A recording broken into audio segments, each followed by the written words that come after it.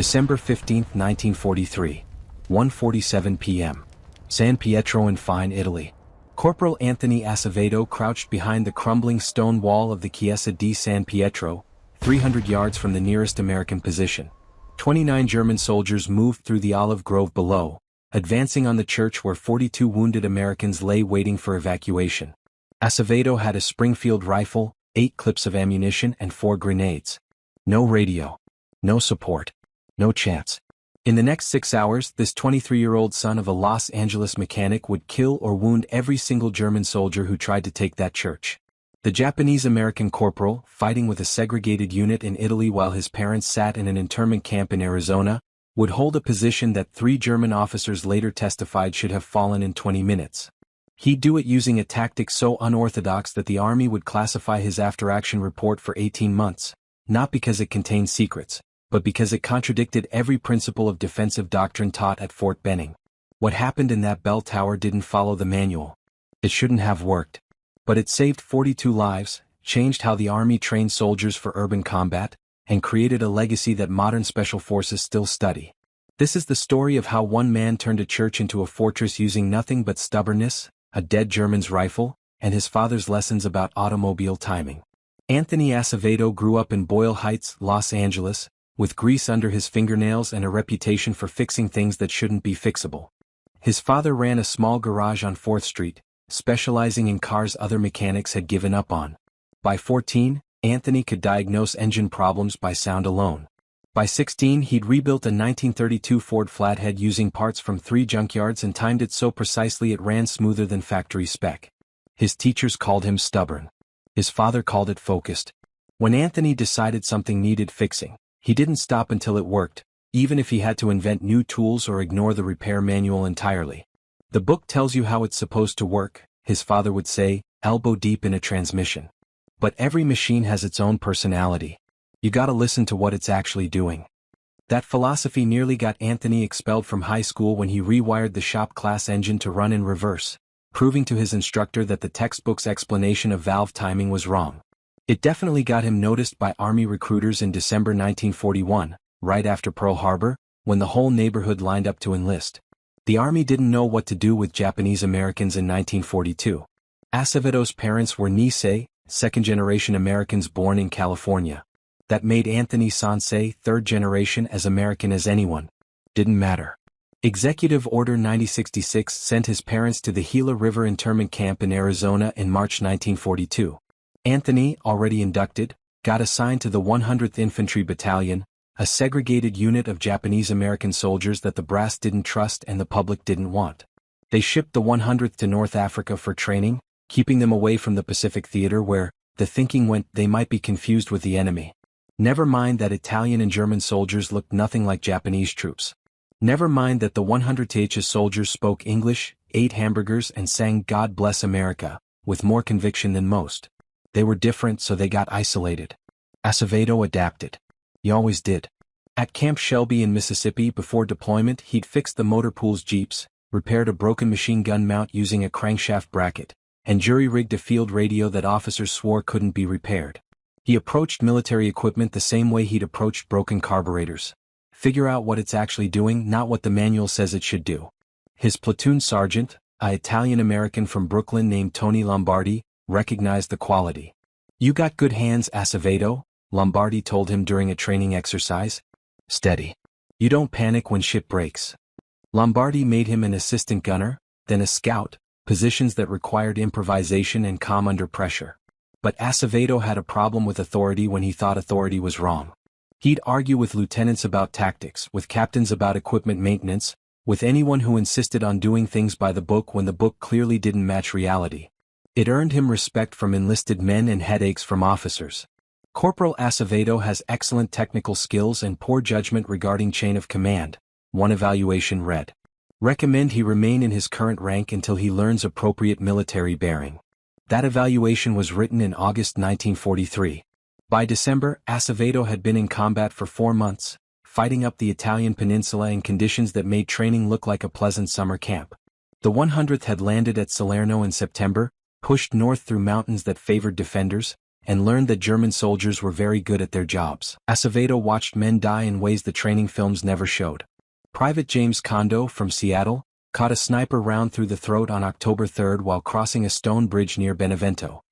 He drowned in his own blood before the medic reached him, making a wet gurgling sound that Acevedo heard in his dreams for years.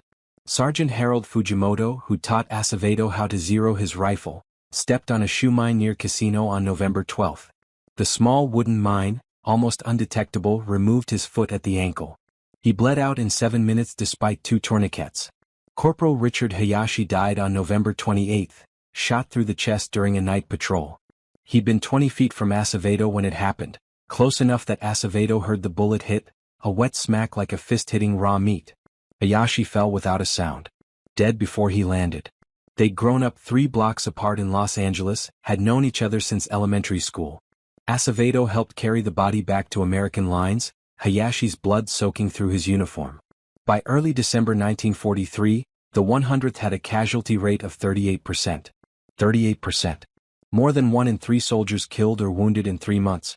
The battalion that the Army hadn't trusted, hadn't wanted, that trained in isolation and fought in obscurity, had the highest casualty rate in the entire Fifth Army.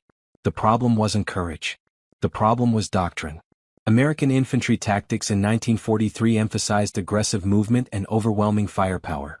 The idea was simple: identify the enemy, fix them with suppressing fire, maneuver to flank, and assault with maximum force.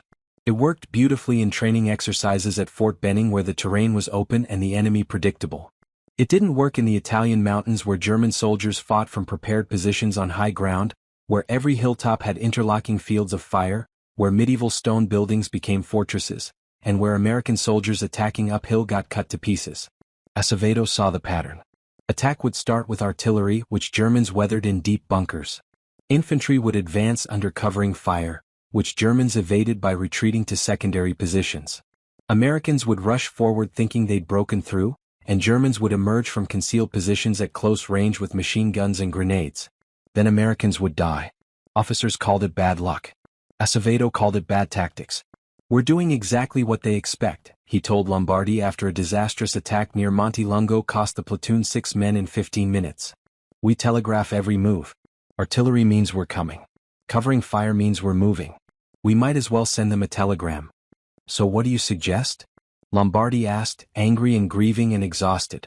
"We sit here and wait for them to leave? I suggest we stop fighting like the manual says and start fighting like they don't expect. That's called insubordination, Corporal. That's called staying alive, Sergeant." The argument went nowhere. Doctrine came from division, division came from Fifth Army, Fifth Army came from the War Department in Washington. Nobody wanted to hear that a corporal from a segregated unit thought the manual was wrong. So men kept dying in predictable ways, and Acevedo kept fixing rifles and radios and trying not to think about how many of his friends had been killed following orders that made no tactical sense.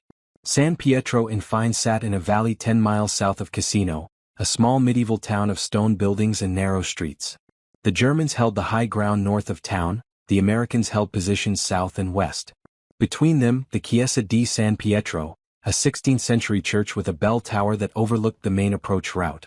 On December 15, that church held 42 wounded Americans waiting for evacuation after a morning attack went wrong. The plan had been to take the high ground north of town. The reality had been German mortars, machine gun crossfire, and Americans retreating under casualties. Medics had used the church as a collection point, figuring it was protected by the Geneva Convention and far enough from the fighting to be safe. They figured wrong. At 1:30 p.m., Acevedo's squad got orders to pull back to the main American line. The morning attack had failed, German counterattack was expected, and battalion wanted everyone consolidated for defense. The wounded in the church would be evacuated after dark, assuming the Germans didn't shell it first. "Assuming a lot," Acevedo muttered, watching German infantry moving through the olive groves east of town. They were advancing in squad-sized elements, not attacking, just probing, looking for weak points in isolated positions. Looking, he realized, exactly like men preparing to clear a building. He counted positions. The nearest American foxhole was 300 yards southwest of the church. The church itself sat in a slight depression, invisible from that position because of a stone wall and a burned-out farmhouse. If Germans took the church, the Americans wouldn't even know until they heard the shooting. And 42 wounded men couldn't run, couldn't fight, could barely move. Acevedo, you coming or you planning to admire the scenery until the Germans shoot you? Lombardi called from 50 yards away. Acevedo looked at the church. Looked at the Germans. Looked at Lombardi. Sergeant, someone needs to stay with the wounded. There's 2 medics in there. That's their job. Medics aren't armed. If the Germans come, 1 rifleman won't make a damn difference. Now move your ass, Corporal. Lombardi was right by the manual. Wrong by every other measure. Acevedo felt something settle in his chest, the same feeling he got working on an engine when he knew exactly what needed fixing and exactly how much trouble he'd get into for fixing it his way instead of the proper way. Can't do it, Sergeant. Someone's gotta stay. Lombardi stared at him. That's an order, Corporal. Yes, Sergeant. I understand. Acevedo. I'll catch up after dark. Tell the lieutenant I'm staying to protect the wounded. Tell him yourself when he courts-martials you. Lombardi held his stare for 5 seconds, then shook his head. Your funeral, Corporal. Literally. He turned and jogged after the rest of the squad, leaving Acevedo alone with his rifle, his ammunition, and his conviction that the manual could go to hell if it meant abandoning wounded men. He moved quickly. The church had thick stone walls, narrow windows, and a bell tower that offered a view of the surrounding terrain. Acevedo climbed the tower first, noting positions. Olive Grove to the east where Germans were moving, stone wall 40 yards north, burned farmhouse to the west, open ground everywhere else. The tower stairs were wooden, old, creaking with every step. The bell chamber had 4 open archways, 1 facing each direction, providing fields of fire but no cover. Original church bells were gone, probably melted for metal, leaving just the frame. The ceiling was slate tile supported by wooden beams. Acevedo studied the beams, the angles, the sight lines. His mind worked the problem like a timing chain. Action and reaction, movement and counter-movement, what happens if this breaks and how do I adapt? He saw it clearly, saw what needed to be done, saw how insane it was going to look. He went back down and found the senior medic, a thin man from Ohio named Patterson who looked about 18 but had seen enough wounded men to age him decades. Corporal, we're supposed to be evacuated at nightfall, Patterson said. You don't need to stay. How many can walk? Acevedo asked. Walk. Maybe 6. The others? Patterson gestured at men with chest wounds, gut wounds, shattered legs. They'd need stretchers. 4 men per stretcher. We'd need a whole platoon to move them, and that's if nobody shoots at us. Germans are moving east of here. Squad strength may be more. If they decide to clear this building before dark, you'll have about 10 minutes before they reach the door. Patterson's face went pale. We're protected. Geneva Convention. Geneva Convention works great when both sides agree to follow it. These aren't SS, but they're paratroopers, and paratroopers have a different opinion about tactical necessities. Acevedo checked his ammunition. 8 clips, 64 rounds. I'm staying in the tower. If they come, I'll try to make them rethink their plans. 1 man. 1 man who knows what he's doing. Keep the wounded quiet. If shooting starts, get everyone on the floor and stay there. He climbed back to the bell tower, moved the rifle rests into position and waited. The sun slanted through the western archway, warm on his face despite December cold. Below, German soldiers continued their advance through the olive trees, closer now, 200 yards, moving in textbook fashion with proper intervals and covering fire positions. Acevedo didn't have time for this to be fair or reasonable. He had time to make it work. He pulled out his pocket knife, found the rope that had once rung the church bell, and started cutting sections. His hands moved automatically, the same hands that had tied down carburetors and secured engine mounts, now preparing something the manual never covered. He worked fast, checking the Germans every 30 seconds. They were spreading out, preparing to sweep the area. He counted 29, saw their ranks. Mostly enlisted, 2 NCOs, 1 officer. Standard German infantry tactics. The officer directed movement, NCOs controlled fire, enlisted did the fighting. Basic concept, Acevedo thought. Control the head, confuse the body. His father's voice in his memory, an engine only knows what the carburetor tells it. Feed it the wrong mixture, the whole thing runs wrong. At 1:47 p.m., the German officer raised his hand and pointed at the church. The Germans came in 2 groups. First group, 8 men, moved directly toward the church from the east, using the olive trees for cover. Second group, 6 men, swung north to approach from that angle. Standard tactics. Fix the position with direct fire, flank from the side, assault once suppression was established. Acevedo let the first group get within 100 yards. He'd set his rifle on the stone sill of the east archway, propped against his pack for stability. The Springfield sight picture was clear. German sergeant, 42 years old maybe, experienced by his movement, carrying an MP-40 submachine gun. Acevedo breathed out slowly, squeezed. The Springfield kicked against his shoulder. The German sergeant dropped instantly, headshot, dead before he processed sound. The other 7 scattered, diving behind trees and into irrigation ditches. Their training was excellent. Nobody panicked, nobody returned fire randomly, they simply found cover and waited for direction. The direction didn't come. Their officer was with the flanking group, out of sight behind the stone wall. The remaining NCO, a corporal, tried to organize a response, shouting orders in German. Acevedo shot him through the chest. 2 leaders down in 15 seconds. Now the Germans had a problem. Doctrine said to suppress the position with covering fire and maneuver to flank.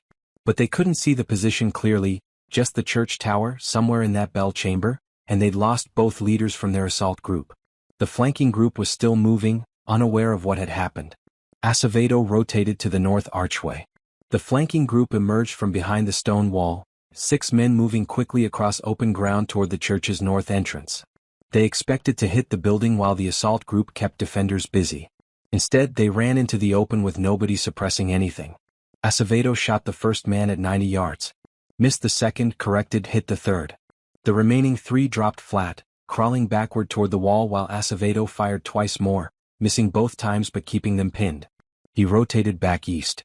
The original assault group was rallying, 3 men laying down machine gun fire on the tower while the others attempted to move forward. Bullets chipped stone, whined through the archways, forced Acevedo to duck back from the openings. This was where it got complicated. He needed to return fire, but exposing himself to the archway meant catching bullets from multiple angles. The Germans had him suppressed, exactly according to doctrine. In another minute, they'd maneuver close enough to either storm the tower or toss grenades through the openings. Acevedo grabbed the bell rope sections he'd prepared. 4 pieces, each about 3 feet long, each tied to a clip of ammunition. He positioned them at each archway, clips dangling at chest height inside the chamber, ropes running up to the wooden beams overhead. The Germans intensified fire. Bullets hammered stone, sending chips and dust through the air. Acevedo heard boots on gravel, men moving, the assault coming. He pulled hard on the east rope. The ammunition clip swung outward through the archway like a pendulum, visible for maybe 2 seconds before swinging back. But 2 seconds was enough. German machine gun fire tracked the movement, bullets following the clip, giving away exact firing positions. Acevedo was already at the south archway with his rifle up. He shot the machine gunner, worked the bolt, shot the man next to him. Both dropped. The 3rd German in that position fired wildly, hitting nothing, giving away his location. Acevedo put a round through the olive tree he was hiding behind. The bullet fragmented on wood, showered the German with splinters. He staggered back, exposed himself, caught the next round through the shoulder. Motion north. Acevedo rotated, saw 3 Germans rushing the entrance. He shot the lead man, missed the second, hit the third in the leg. The wounded man fell, screaming. The unwounded one dragged him back toward cover, brave and tactically stupid. Acevedo shot him through the back. The Germans pulled back. Acevedo checked his ammunition. 4 clips remaining, 32 rounds. He'd fired 32 rounds in maybe 3 minutes, killed or wounded 10 Germans, and forced a squad-level assault to break contact. Not bad for one man with a bolt-action rifle. But the Germans weren't leaving. They were regrouping, calling up their officer, preparing for round 2. And round 2 would involve mortars, grenades, smoke, everything they had. Acevedo needed more than clever rope tricks to survive that. He studied the tower structure. The wooden beams supporting the slate tile roof were old oak, 12 inches thick, running east-west across the chamber. The slate tiles were heavy, 2 inches thick, overlapping in traditional Italian style. Together they formed something like a roof. With modification they could form something like cover. Acevedo climbed onto the beam structure, testing weight distribution. The beams held. He grabbed slate tiles from the edges and repositioned them, creating a crude barrier between himself and the southern archway. It wasn't bulletproof, but it would stop shrapnel and deflect small arms fire. He built similar barriers at the other archways, using tiles and beam angles to create protected firing positions. His hands bled from sharp slate edges. Sweat soaked his uniform despite winter temperatures. Below, German voices shouted commands. He had maybe 5 minutes before they organized their next assault. In that 5 minutes, Acevedo turned the bell tower into a pillbox.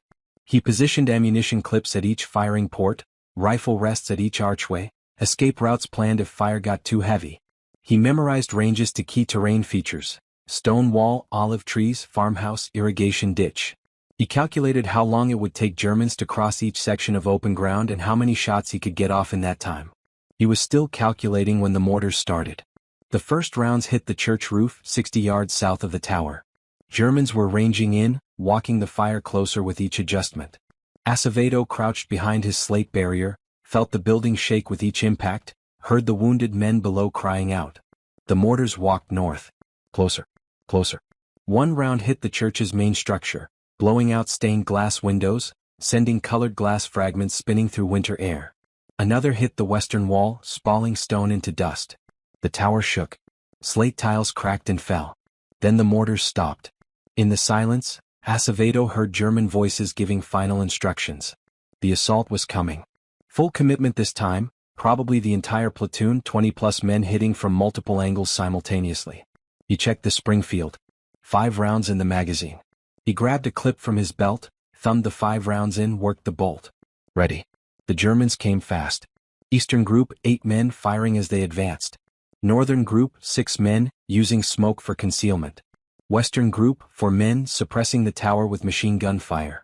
Southern group, 5 men, carrying satchel charges to blow the tower base. Acevedo shot the southern group first. They were the threat. The satchel charges could bring down the whole structure. He killed the lead man at 70 yards, hit the second in the chest at 60, missed the third, hit the fourth in the face at 40 yards. The third man dropped the satchel charge and ran. He rotated east. The assault group was 50 yards out and closing.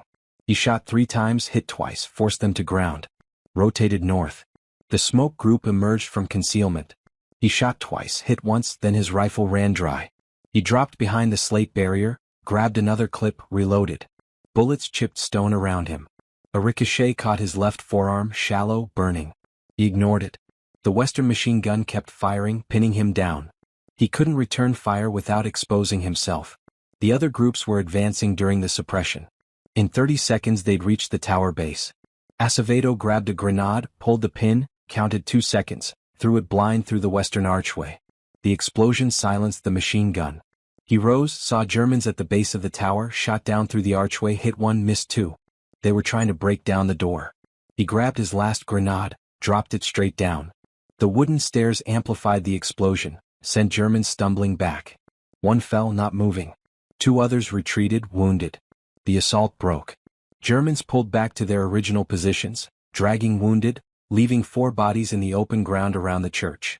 Acevedo counted heads. 29 Germans at start of engagement.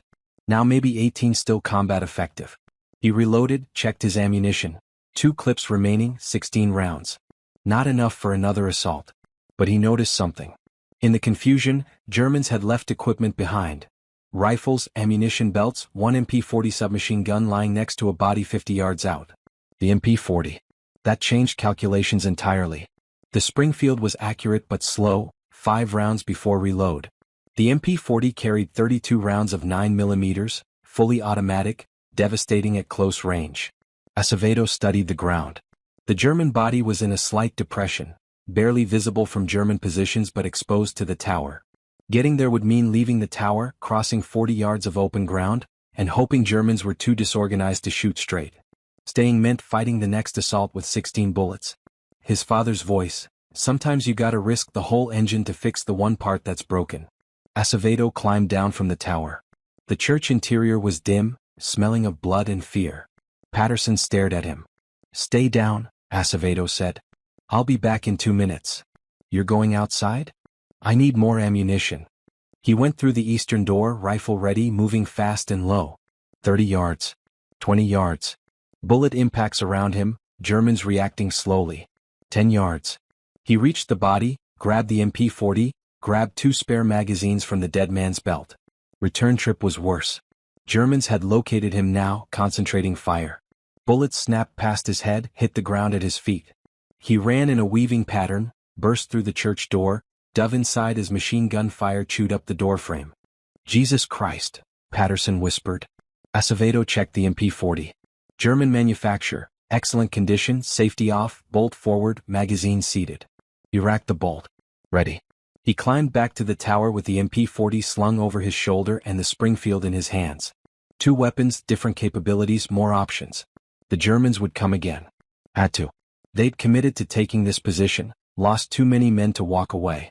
German doctrine didn't allow retreat without authorization, and authorization would require admitting that one American corporal had stopped a full platoon assault.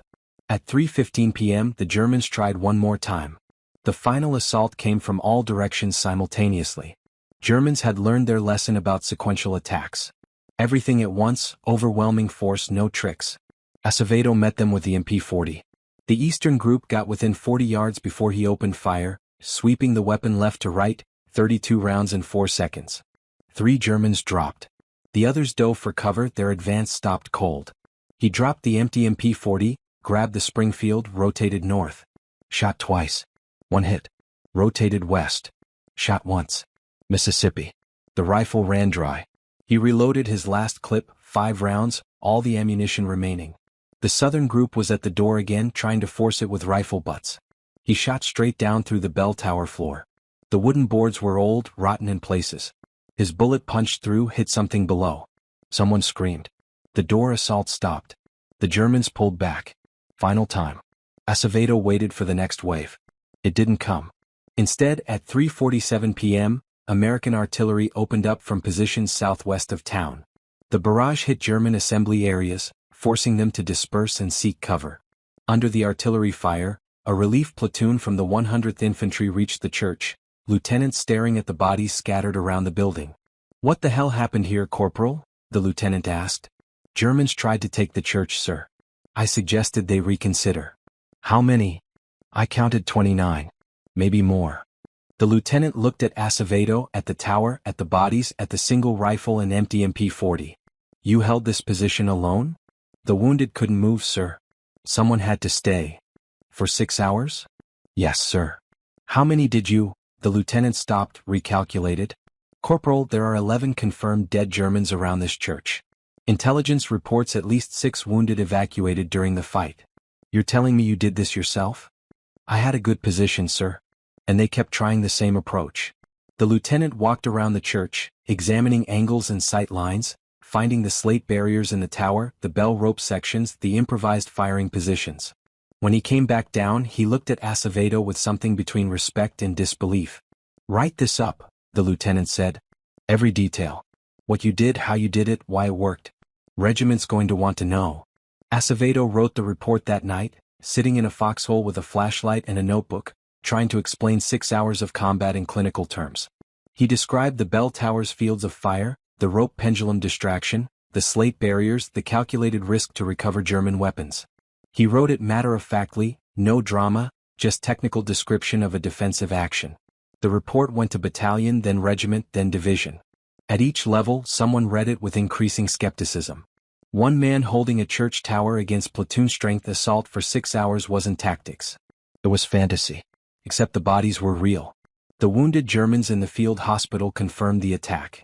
And when intelligence officers interviewed German prisoners, they got the same story. American soldier in bell tower, impossible accuracy, unorthodox methods, broke 3 separate assaults.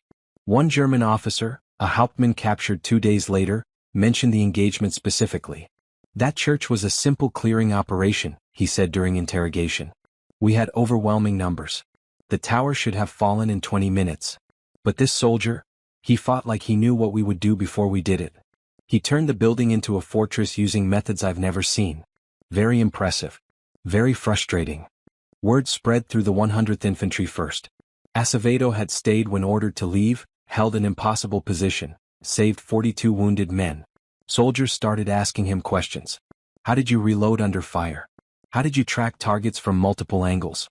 How did you know where they'd attack next?" He answered reluctantly. "I watched how they moved. Germans follow doctrine. Once you know the doctrine, you know what's coming." He showed them the rope pendulum trick, demonstrated the slate barriers, explained sight angles and timing. "It's like tuning an engine," he said. "Every part moves in sequence. You just have to see the sequence." Other units heard about it. Officers from different battalions requested briefings. Acevedo gave the same technical explanation. defensive positions, fields of fire, using enemy doctrine against them. Nobody officially approved his methods, but nobody told soldiers to stop listening either. By January 1944, infantrymen across the Fifth Army were adapting Aceveto's tower defense concepts to their own situations. Not the specific techniques, not every position had a bell tower or slate tiles, but the underlying principle. Understand enemy doctrine, create ambiguity, force them to slow down and think, use their hesitation against them. German commanders noticed the change. American defenses became unpredictable. Soldiers didn't always defend in textbook positions. They used buildings creatively, set up crossfires from unexpected angles, created false targets to draw fire. Attack success rates dropped. Casualty rates among assault troops increased. One German intelligence report from February 1944 mentioned improved American tactical flexibility in defensive operations, and noted that assault troops report increased difficulty identifying defensive positions and predicting defensive responses. The report didn't connect it to San Pietro specifically. It just documented that something had changed. Japanese intelligence, monitoring the Italian campaign closely, noted similar observations. They were particularly interested in urban combat tactics because they anticipated defending islands with fortified villages. Several reports mentioned American adaptations to building defense, crediting field innovations by unknown personnel. Unknown personnel. That was Acevedo. The report he'd written at San Pietro had been classified at division level, not for secrecy but because it described unauthorized tactics. The army didn't want soldiers improvising, even when improvisation worked. But the soldiers improvised anyway, learning from each other, spreading techniques through informal networks, changing how infantry fought without anyone officially teaching them to change. In March 1944, the infantry school at Fort Benning received a classified request from Fifth Army headquarters. Analyze defensive actions in Italian urban terrain and recommend tactical updates for training. The request included several after-action reports, including Aceveto's. A team of instructors studied the reports, tested the concepts, and found that unorthodox defensive methods consistently outperformed standard doctrine in close terrain. By June 1944, the infantry school had integrated some concepts into training, carefully rephrased to sound like official doctrine rather than borrowed field-expedient methods. They called it adaptive defense and terrain-oriented positioning. They didn't mention Aceveto's name or San Pietro. They just taught soldiers to think like he'd thought, to use buildings like he'd used the bell tower, to understand enemy doctrine and exploit its predictability. The 100th Infantry Battalion, meanwhile, continued fighting up the Italian peninsula with casualty rates that gradually decreased. 38% in their first 3 months. 29% in the next 3. 19% by spring 1944. Multiple factors contributed. Better air support, improved artillery coordination, weakening German resistance. But soldiers in the 100th knew another reason. They'd learned to fight smarter, to use terrain creatively, to defend positions that shouldn't be defensible. Conservative estimates credit those tactical changes with preventing approximately 200 casualties in the battalion over 6 months. Across the Fifth Army, where similar methods spread informally, the number might reach 2,000. 2,000 soldiers who went home instead of into graves, because one stubborn corporal decided the manual was wrong and proved it in a bell tower. Acevedo received no official recognition for San Pietro. The after-action report remained classified. His lieutenant recommended him for the Silver Star, but the recommendation got lost somewhere between regiment and division. Official records show he received a Purple Heart for the ricochet wound and a promotion to sergeant in January 1944. He never talked much about the tower. When soldiers asked, he gave technical explanations, demonstrated the tactics, helped them understand principles. But he didn't tell stories, didn't describe the fear or the exhaustion or the moments when he'd been certain the next assault would be the one that killed him. That wasn't useful information. They needed the methods, not the emotions. The numbers tell the story that official reports wouldn't. Defensive engagements in urban terrain, 5th Army, September-November 1943. American casualty rate 34%, average position held for 4.2 hours before withdrawal or reinforcement required. Defensive engagements in similar terrain, January-March 1944. Casualty rate 22%, average position held for 8.7 hours. That's a 35% reduction in casualties and more than double defensive endurance, occurring across multiple units and divisions. Something changed between late 1943 and early 1944. Training hadn't changed. Equipment hadn't improved significantly. Doctrine remained officially the same. What changed was implementation. Soldiers learned to defend differently, to use buildings as fortifications rather than just cover, to create overlapping fields of fire from unexpected positions, to understand enemy assault doctrine and counter it before contact. They learned these methods informally, passing them laterally through companies and battalions, never writing them down officially but applying them consistently. In the 100th Infantry Battalion specifically, defensive casualties dropped 41% between December 1943 and April 1944.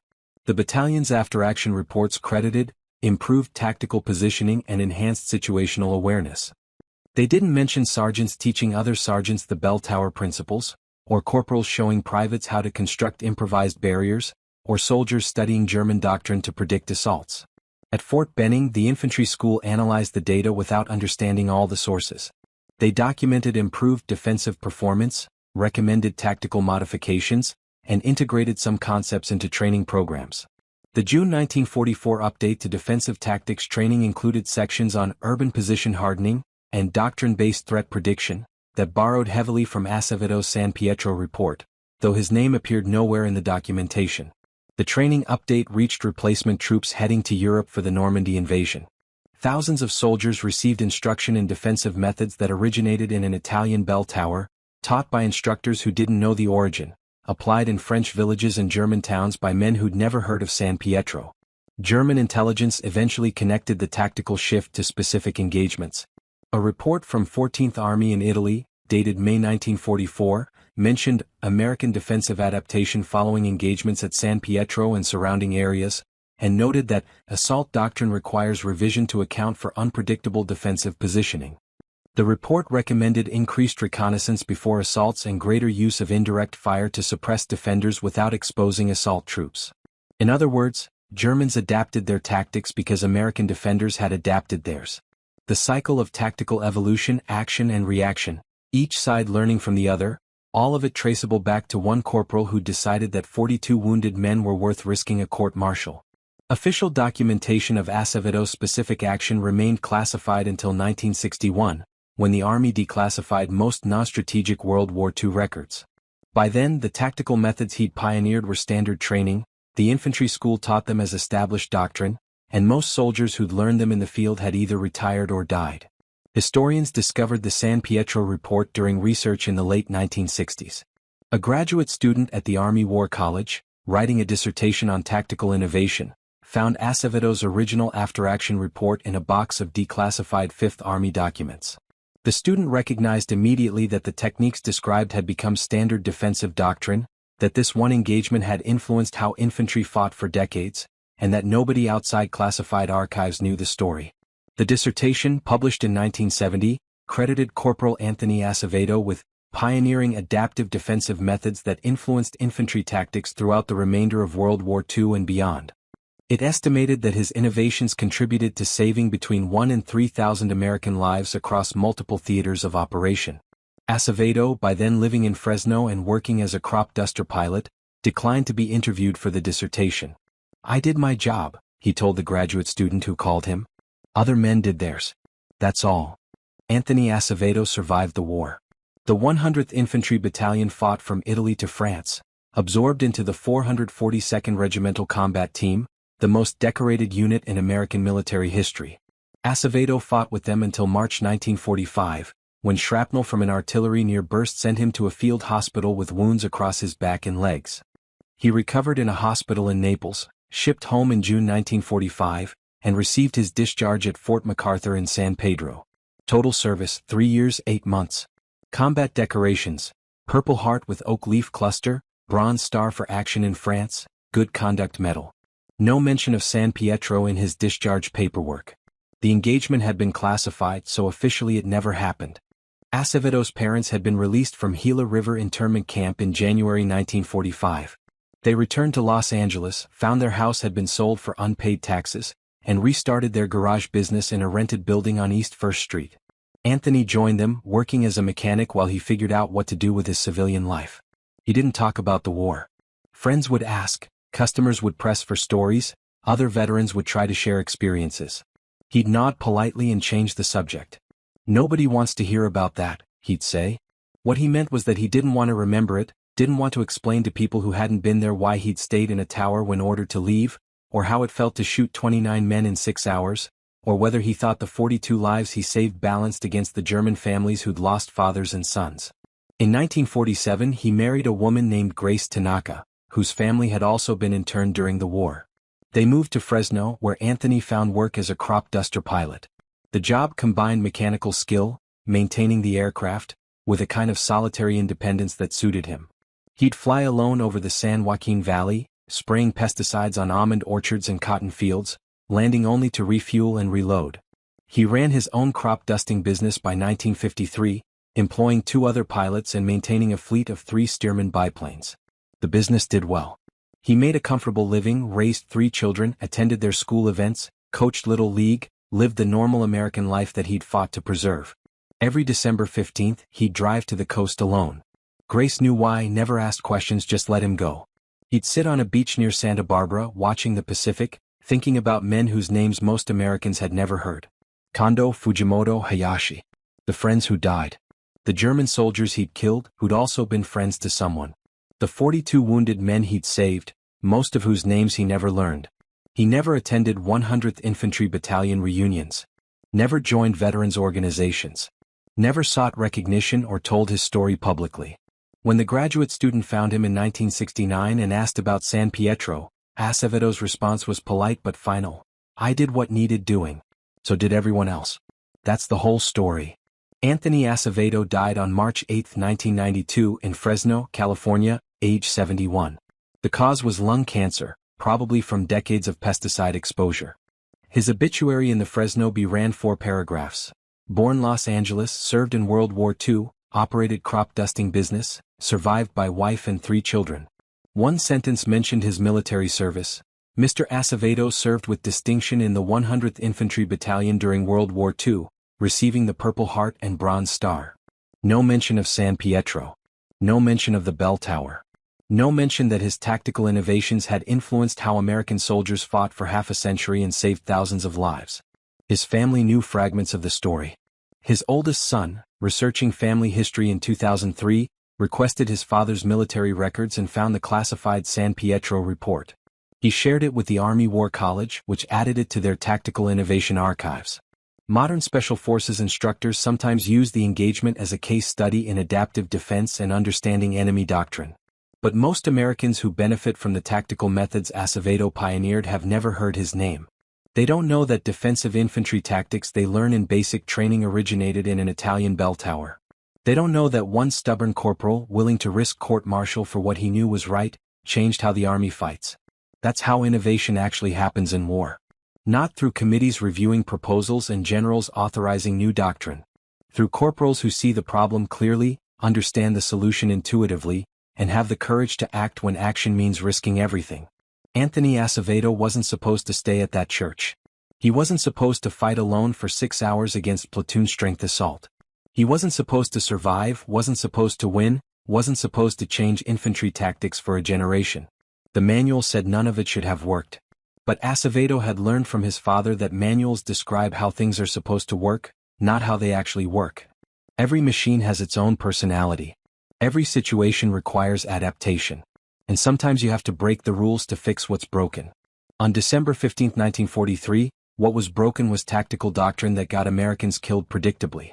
What Acevedo fixed was the doctrine itself, using nothing but stubbornness, a Springfield rifle, and the absolute conviction that 42 wounded men deserved better than abandonment.